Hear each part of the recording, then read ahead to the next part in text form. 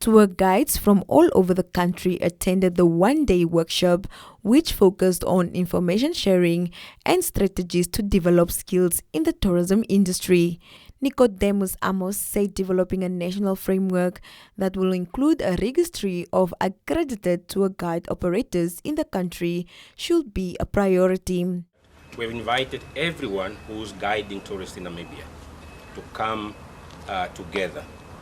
Number one. Number two, of course, we have then all the stakeholders, both in academia, those that are training tourist guide, and also institutions that has a bearing on the functioning of the tourist guide, which is a subsector of tourism. But overall, what we wanted out of this workshop is really to develop what I call a national framework for registration of tourist guides, accreditation of tourist guide, that will definitely further lead us to, number one, to understand what are the gaps, both in training and also in the accreditation framework. What is it that we need to bring in? Right.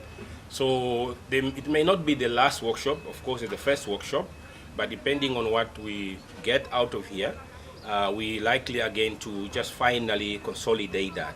So what will happen then? You will have probably a draft National Tourist Guide Framework for Namibia.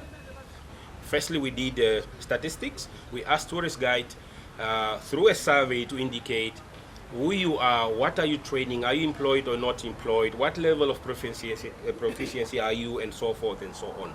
So the statistics then say we have about 536 that registered through the survey or responded to the survey, and now we know at least in a nutshell what are we dealing with.